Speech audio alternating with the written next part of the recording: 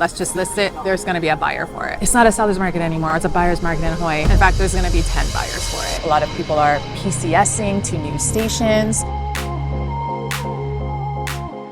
Hi guys, I am Mahe Kahale Smith, an agent with Core Team Hawaii. We are the #1 YouTube real estate team in Hawaii. I help both buyers and sellers. And today we're gonna chat a little bit about the state of real estate right now. Coming off of the summer season and slowly starting to enter fall. In general, summer season in Hawaii, or in all the markets, is busy. A lot of people are making moves before their kids go into school. A lot of people are PCSing to new stations. It is a very active time in the real estate market, and Hawaii has definitely experienced that. So the last 3 months have been filled with a lot more buyers coming back to market for necessity, and also because a little bit of time has passed since the election, since the new presidency turnover.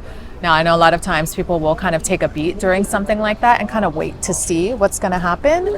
Enough time has now passed to where people are ready to come back to market. Buyers are ready to come back.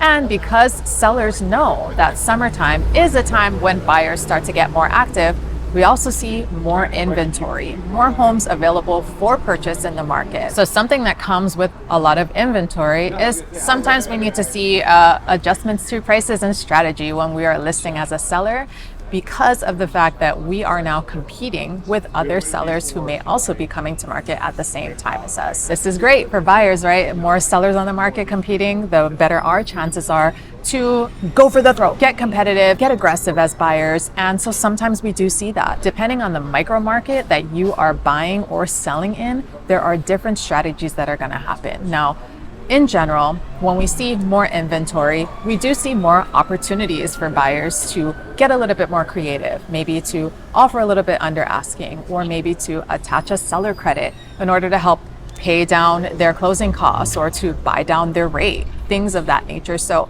with more sellers, with more inventory, we have more opportunity for our buyers to get maybe some deals. Hey, me as a buyer coming into the market, I'm for sure gonna get a home under asking. I'm for sure gonna get a whole bunch of seller credits. And that's just not the case. Now, that opportunity for buyers to get creative and to ask for more things can lead to a little bit of a misconception. So let's get into that. Myth busting insights. Common misconception that I have seen for, buyers, we'll talk about buyers specifically right now, is because there's a lot of inventory on the market, because, my friends and family have all told me that they were able to get way under asking, or, a bunch of seller credit attached to their offer, that's always going to be the case. Like, hey, me as a buyer coming into the market, I'm for sure going to get a home under asking. I'm for sure going to get a whole bunch of seller credits.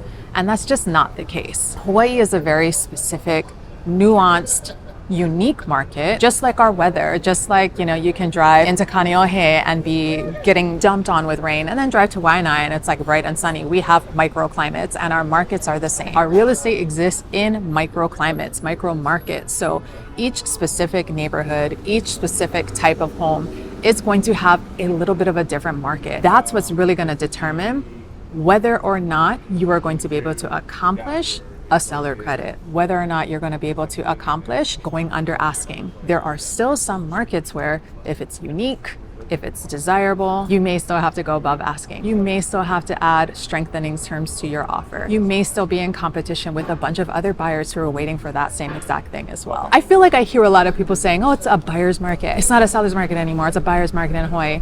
That may be true in specific neighborhoods. However, there are still some legacy neighborhoods, some super desirable neighborhoods, some low turnover, high desire, high interest, low supply, high demand communities where it is still a seller's market. Notable sales or listings. Okay, so we just had a listing that closed in Ho'opili in the Ikena neighborhood, which if you follow Ho'opili, is one of the premier neighborhoods of single families that just finished releasing not that long ago. The homes are roughly 2, maybe 3 years old. And it's a type of product that is not being released in Ho'opili currently. The fact that it's not being released and that they're relatively new, so there's not a lot of people who are now reselling yet, it was a product that people were ready to pounce on. Our open house had so many people, and we went under contract very quickly with multiple offers above asking with strengthening clauses attached to those offers. So Yes, it was a home in Ewa Beach, which in general, lots of homes in Ewa Beach, lots of things coming up in Ewa Beach, a ton of inventory. Usually sellers are competing with each other to be attractive. Here in that microclimate in Ikena at Ho'opili, we had buyers busting down the door to write offers on that house. So it's really going to depend where you're looking. Let's talk about buyer and seller sentiment right now. Buyers are generally feeling eager. They're feeling good, especially if they're shopping in communities that have a lot of inventory, where they do have a chance to be a little bit more discerning, be a little bit more choosy about the things they want and the quality of home they're looking for. If you have 10 of the same type of house in the same community that you can choose from, you as a buyer do have the upper hand as far as what you can offer for price, what types of repairs you might be asking for, what types of seller credit you can achieve. We experienced that a few times over the summer. Happy for a bunch of my clients who were looking in areas just like this, where there may have been 4 or 5 other homes just like it on the market. So we were able to get a really good deal with really good seller credits, repair work included in escrow before they moved into their new home. That is what's happening right now. For sellers, the sentiment can be different. What area you're in. For example, we just talked about the Ikena listing, coming to market, knowing and being told, hey, this is going to be great. One of the only things like this, we're in a popular market. People are going to want this. That feels good. However, not every homeowner lives in those markets. Some of us live in a townhome where there are 100 other products just like us, and we're always wondering, when's the next thing gonna come to market? Some of us live in a CPR community where the homes are essentially all the same. Not much variety, not much things that you can do to stand out against the other homes that are in your community. For sellers like that, what do we do to stand out? How do we make our listing attractive? And that brings me to my last point of,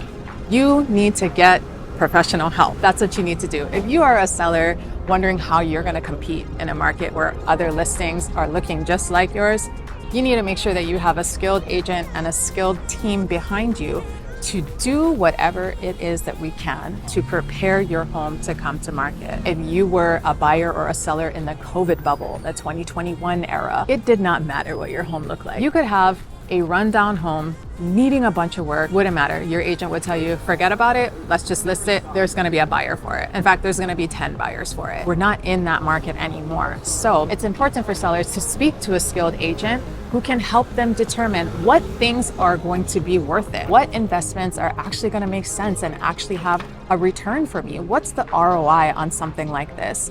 A lot of the time when we meet with potential sellers, with potential clients, the things that are on their list aren't always aligned with the things that we would recommend. They're doing things that are a little bit more expensive, that don't have the same return as little fine-tuning tweaks that really make a big difference. So before you go off and Google or ChatGPT or do any Yahoo, who uses Yahoo, or do any Google researching on what you should do to get your home ready for market, you should call us. Go to coreteamhawaii.com, fill out the contact form, let us know that you're thinking about selling, and we'll come visit your home, walk through everything with you, go over the list of high priority things, middle priority things, lower priority things, and what those might yield for you as far as a difference in price point, valuation, and the market activity that your home can experience when we come to market.